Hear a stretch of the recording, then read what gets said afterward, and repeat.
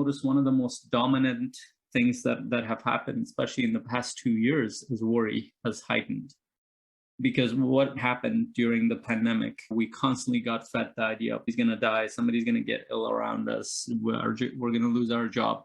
Collectively, it amplified those kind of thoughts and emotions.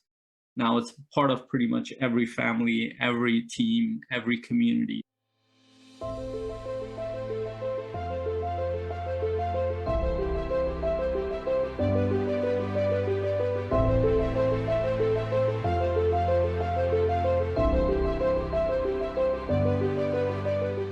We're discussing today is dealing with worry. Has anybody here dealt with worry before? Anyone? No?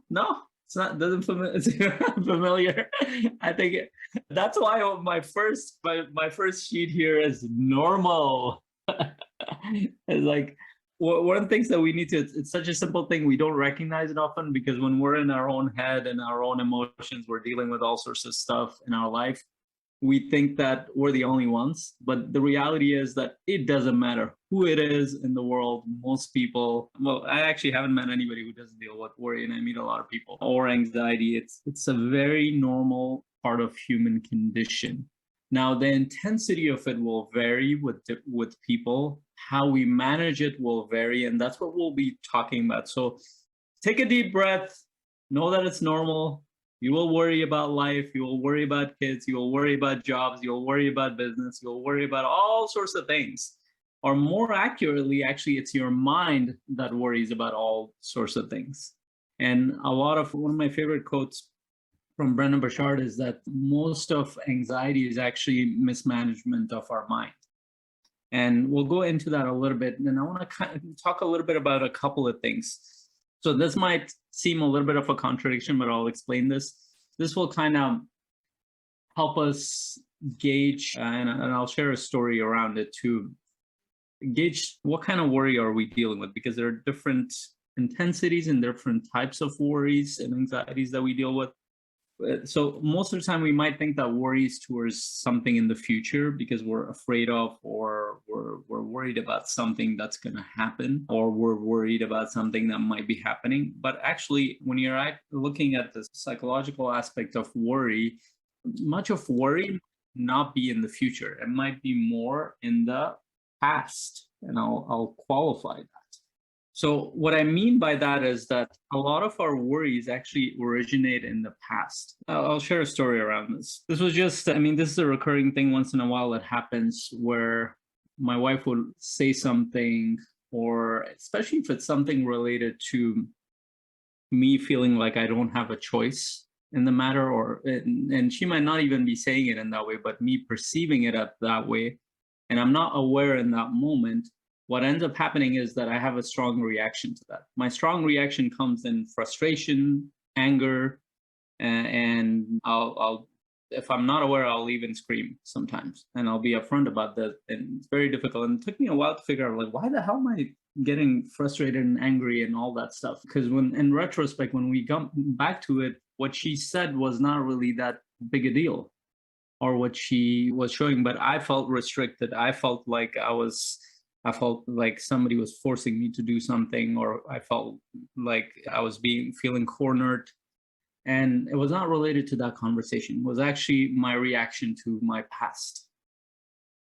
And this is what I mean. And that has to do with something that we call trauma. And there are actually two types of trauma that you can look at it generally. One is a small t trauma, and the other one is a big T trauma. Now, I have both sides of it. And I know that when I cannot pin down why I reacted a certain way, and I can't figure out what is it related to, I know that it's not a tangible thing that's happening. So it's not related to the future thing that's happening. It has happened in the past, and my system is just repeating it. And the solution to that is processing my emotions, my trauma, the pain that I've gone through in the past as a child or wherever in my development.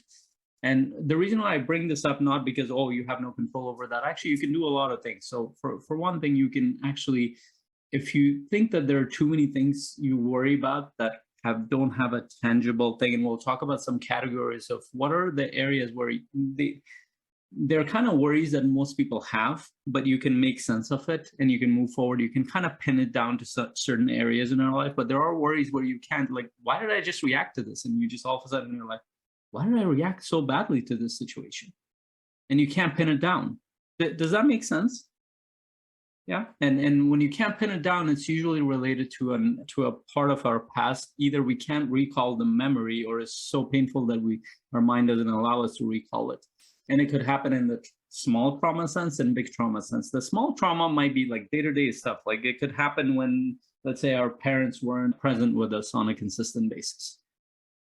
Yeah, and if you want to learn a little bit more about that, there's actually a book, Myth of Normal. You can learn more about that from Dr. Gabor and so many other people. But a lot of times we think that trauma is like those heavy, like car accidents, or that's physical trauma, but like physical abuse or emotional abuse that has happened in your life. It might not be any of that. It might just be a response as a child to an environment. And you might be carrying that stuff. So that requires you to, if you have the tools to process the emotions, get support, and that can come from coaching, that can come from therapy. There are different therapy deals more with the past. There are versions of coaching that does deal with trauma to some degree. Most of coaching doesn't actually deal with that, but that's a whole other story. But there are things to deal with there. So it means that if you're dealing with worry or anxiety around certain situations, and you can't pin it down to something, it might be time to get support if you don't know how to deal with it. If you know how to deal with it, you can go and process your emotion. You can sit there and you can work through it, and you can get better in the process. So the story I was sharing, I went from kind of throwing everything around and like physically would lose control. Good thing I wasn't abusive, but I would throw everything around. And I would come to the point where I didn't know why I would react that way. And I had to work through it. And I'm still working through a big part of that. That is not related to like the normal worry and anxieties that human beings have. That's related to, and it's actually fairly normal for human beings in the world right now. As Dr. Gabor might say that it might be an exception if somebody does not have the small t trauma, not the rule. So it means that you need some level of support in that area if you're dealing with that. So that's just something for you to think through and kind of be aware of, is that happening in your day-to-day life? Now, once you get past that, then what are some of the things that might actually cause worry and anxiety that you can kind of pin down and make sense of it, process it, make sense of it, and actually be prepared for it a little bit more? And the first one, I want to talk a little bit about it. The first one might be fear of loss of something. And this is more future-oriented stuff. So I was kind of being a little bit extreme when I said that worry is not towards the future. Well, some worry is, but a lot of worry might, if you can't pinpoint it, it might be more towards the path. But fear of loss is usually like let's say I know Flint is transitioning careers. He's going into the new path. One of the first worries that might come up is that, oh my God, I'm going to lose all this certainty from my job, from my paycheck, from all this thing that I've had. And then that's something you can pin it down. You can work through that. You can actually ask yourself better questions like, well, what am I gaining in the process, even though I'm losing certain things? What are the benefits in this process, right? And this is it's even people deal with that even in relationships, for example, when they're kind of transitioning between relationships. It's like, what if I'm getting out of this relationship that's not serving me? And usually the thought processes and the emotions is like, oh my God, I'm losing something here. But there's also a lot that you're gaining, and you can train your mind to see that. But that requires you to actually sit down, process the emotion, think about it, and look at the other side of it, the positive aspects of something, if that is what you want, of course. That might be one thing that you can look at, like that's one of those things that can cause worry and anxiety in your life. Or it might just be is that, hey, I want to go to these networking events to meet more investors, or I want to meet more people who I want to have an intimate relationship with. But I have this worry that what if I'm not perceived in this way, that way, or the other? But you can now create a different set of thoughts as you sit with it. Well, what are the positive aspects of it? What if I do meet the right person? What if I do meet the right partner? Where would that lead? And this is something you can train your mind to think through and be a certain way towards. So you're not just looking at the negative side of it, you're looking at the positive side. The other one is it's struggles. So I've put in here trust in self, but it's more related to. So a lot of times when we are going into challenging situations, whether it might be a transition in job, it might be a new. I mean, you might be going into a new phase in your life. There's baby coming, or you're getting into a relationship, or you're getting into a new job, and you might feel like, what if I can't handle all of these struggles? What if I'm not enough? What if I can't work through this? What if my competencies are not enough? And all sorts of these what if statements come in your mind, and you kind of spiral around that, and the emotions that are created around that are anxiety and worry and fear. So how do you deal with that? Well, you can use your mind. You can, and the first part of all this is to actually sit with those emotions uncomfortable and be okay with them, because it's normal. Anything new, anything change, anything transition causes alarms in our system. And so when you sit with it, when you actually look at what you're capable of, really look at it. And this is why sometimes I'll get my clients to kind of go back in their life and make a list of all your accomplishments.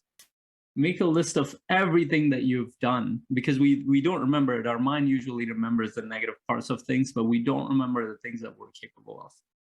And that's just a sliver of what you are capable of. Nobody knows what your potential is. I don't know that. I don't know my own potential. How can I say what your potential is? And when you look at your past, and you look at what you've been able to accomplish personally, professionally, and your character, all the struggles that you've gone through, you start to trust yourself a little bit more. You start to look at it, okay, if I figured out this thing, I can figure out this other thing too. And that requires a shift in perspective. That requires you to look at the whole picture rather than the negative aspects of it that your mind tends to bring. And that's a different way of perceiving what you're doing and looking at all aspects of it. And that requires you to actually use your mind to sit down and make sense of it. That could come in a conversation, or that could be you writing and working through it yourself. And the last one, and this is a big one, and that's disappointment. We're usually worried, and we're usually anxious about either disappointing some value or a standard that we have ourselves, or even more importantly, disappointing somebody else. Now, keep in mind, all of these can be used, leveraged in a positive way. That's why I'm framing it differently, because a value that you might have that, hey, I want to live up to this standard, and you don't want to disappoint yourself, that can be a very positive thing, but that can also be a crushing thing. Now, it depends how you're leveraging. If you're using that disappointment as a way to be hard on yourself, you're probably going to feel overwhelmed. You're probably going to be like, oh my God, I can't do anything. But if you have a high standard in the sense that, okay, I want to do well here, so let me find out what are the things I can develop to do better. And same thing with disappointment with others. You have a team, you have a family. Usually, as human beings, we don't want to disappoint people around us, especially people close to us. And that's a normal thing. That's a normal human thing, and it's a good thing, because it creates social reinforcement and accountability in our life. So that means that you can look at it two ways. One way is that, oh my God, I'm so worried. I don't want to disappoint this person, and just mull over those thoughts and emotions, or find out like what are the expectations here? Like, what is the standard that I'm setting here between each other? How do I want to treat my team members, for example? How do I want to treat my partner? What does my partner expect of me? So you have a tangible target to go towards, not some fictional thing in your mind.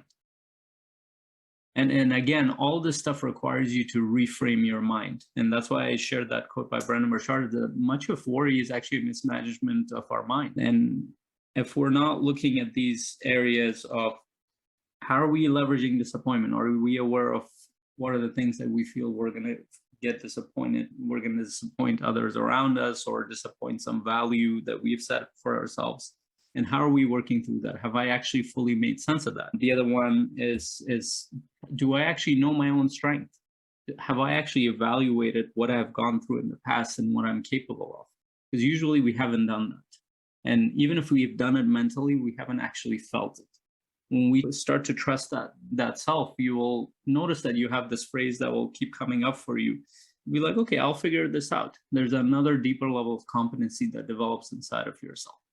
that, hey, I can deal with this struggle, whether it's a new baby coming up, a new job, or a new relationship, or a new path, whatever it might be. And then the other one, the third one, was the fear of loss. It's like whenever we're afraid of losing something, we're gonna worry, whether that's a job or a routine or a person. But how are you dealing with that? Is it real? Are you asking yourself that question? Is it just something your mind making it up? And if it is real, what are you gaining in the process? And these are important things to notice. And then one last thing that I brought up as a summary was noticing that if you can't pin it down to these areas, it's likely something related to your past. It's something that you haven't processed from the past, and it keeps coming up in situations in unpredictable patterns. Or if there is a pattern, you can't notice it. And you can't recall why you keep getting worried or develop anxieties around different situations. And so I just wanted to share that because it'll give you some things to think about around this, especially because it's not just related to you, but you will notice one of the most dominant things that have happened, especially in the past 2 years, is worry has heightened. Because what happened during the pandemic, we constantly got fed the idea of, well, somebody's going to die, somebody's going to get ill around us, we're going to lose our job. Collectively, it amplified those kind of thoughts and emotions. Now it's part of pretty much every family, every team, every community. So everybody's worried and they might not know how to deal with it. So as you're dealing with this, you're actually paying attention. It's helping you understand that other people around you are, their intensity for worry and anxiety has heightened at this point.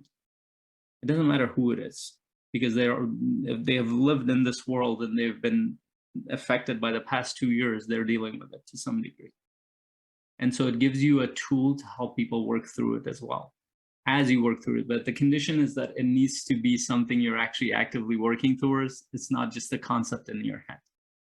So work through some of these things and see, where are you at? Are you aware of these things within yourself? And because if you're aware, you're in a much better position to help your child, to help your team member, to help your spouse, to help anybody around you. So this is not just a tool for you, but it's a tool, an awareness tool for those around you.